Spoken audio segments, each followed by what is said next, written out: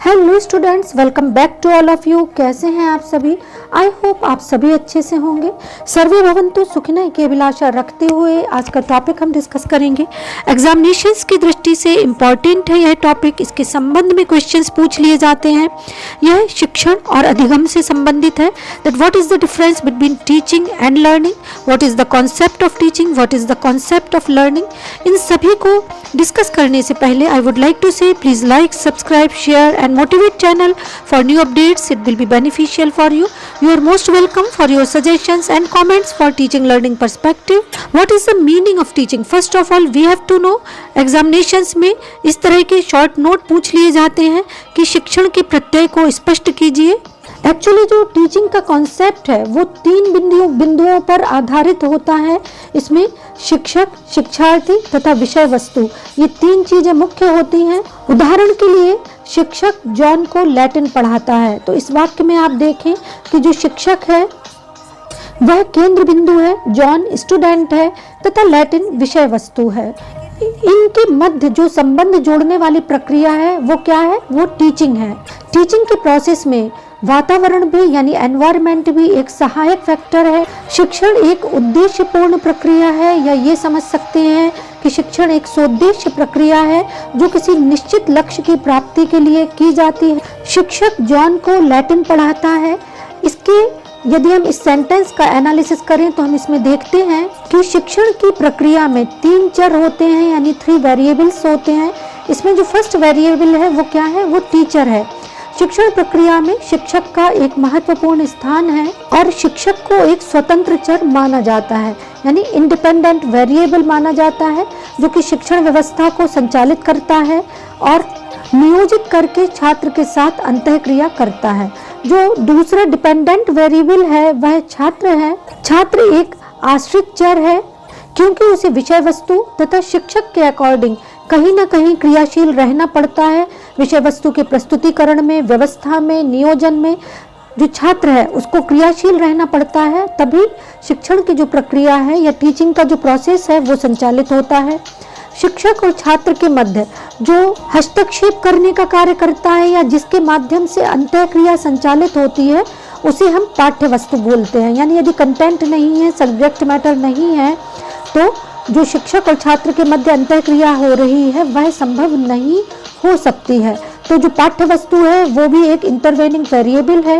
अतः हम कह सकते हैं कि जो शिक्षण की प्रक्रिया है उसमें शिक्षण सामग्री का एक महत्वपूर्ण स्थान होता है। Now let us know what is the meaning of nature. I mean to say what is the nature of teaching. शिक्षण की प्रकृति क्या है? तो शिक्षण एक अंतःक्रिया है। सर्वप्रथम आपको ये समझना होगा, teaching is an interactive process, क्योंकि शिक्षक और छात्र के मध्य इंटरेक्शन होता है तभी जो टीचिंग का प्रोसेस है वो संचालन होता है। और ये जो टीचिंग का प्रोसेस है, जो इंटरैक्टिव प्रोसेस है, ये सब्जेक्ट मैटर के माध्यम से संचालित होता है। First of all we have to understand this. Next, teaching is a social and professional activity. इसके अलावा शिक्षण एक सोद्देश्यपूर्ण प्रक्रिया होती है, जैसा कि मैंने प्रारंभ में ही कहा था। टीचिंग इज ए पर्पसफुल और ऑब्जेक्टिव सेंटर्ड प्रोसेस, यानी किन्हीं विशिष्ट उद्देश्यों की प्राप्ति के लिए जो टीचिंग का प्रोसेस है वो संचालित होता है।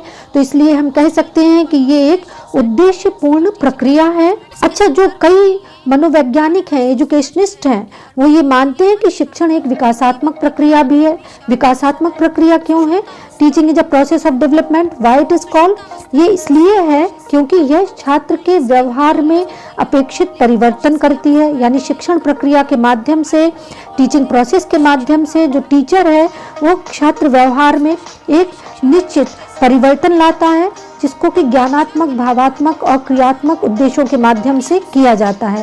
यानी कॉग्निटिव, अफेक्टिव और साइकोमोटर एस्पेक्ट जो होते हैं उनके अकॉर्डिंग डेवलपमेंट किया जाता है छात्र बिहेवियर में, स्टूडेंट्स बिहेवियर में, और यही कारण है it is called process of development. Educationist यह भी मानते हैं कि शिक्षण कला तथा विज्ञान दोनों है। Teaching is a science as well as an art also. Educationist का, साइकोलॉजिस्ट का ये मानना है कि शिक्षण नियोजन तथा मूल्यांकन और क्रियाओं की जो प्रकृति है वह वैज्ञानिक अधिक है, जबकि इसमें कलात्मक पक्ष है उसकी भी एक प्रधानता है और उसके माध्यम से ही कहीं ना कहीं टीचिंग से रिलेटेड जो स्किल है उनको डेवलप किया जाता है। शिक्षण के माध्यम से भाषा संप्रेषण भी जो छात्र है वो सीखता है। भाषा के माध्यम से ही शिक्षण और छात्र के मध्य उपयुक्त उद्देश्यों को प्राप्त किया जा सकता है। Teaching is also called a prescription. Teaching is also called a prescription, as I have already said. Apart from this, teaching is a tripolar process. Bloom महोदय ने ये माना है कि शिक्षण एक त्रिध्रुवीय प्रक्रिया है। इसमें शिक्षण उद्देश्य, सीखने के अनुभव तथा व्यवहार परिवर्तन प्रमुख है। यानी विशिष्ट शिक्षण उद्देश्यों को प्राप्त करने के लिए अधिगम किया जाता है और अधिगम के माध्यम से बिहेवियरल चेंज आता है। Teaching is also called a guidance.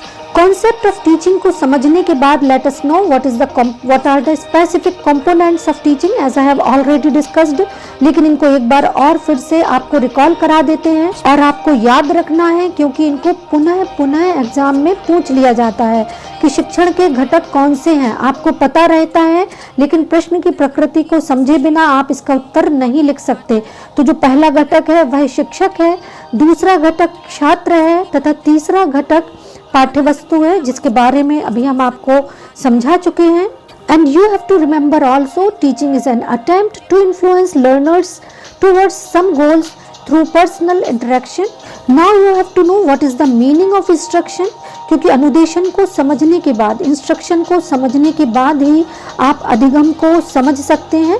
तो अनुदेशन वह प्रक्रिया है जो शिक्षार्थी को कुछ उद्देश्यों की ओर प्रभावित करती है। Instruction is the process of influencing learners towards some specific goals. लेकिन आपको ये समझना है अनुदेशन का अभिप्राय क्या है। इंस्ट्रक्शन, तो इंस्ट्रक्शन अनुदेशन को शिक्षण नहीं कह सकते हैं। यह कुछ निश्चित लक्ष्यों की प्राप्ति के लिए किया जाता है, लेकिन हम ये अवश्य कह सकते हैं कि शिक्षण में अनुदेशन निहित होता है। टीचर है वो इंस्ट्रक्शन देता हुआ चलता है और तभी जो टीचिंग प्रोसेस है वो संचालित होता है। अनुदेशन के माध्यम से ज्ञानात्मक पक्ष यानी कॉग्निटिव जो एस्पेक्ट है वो डेवलप किया जाता है।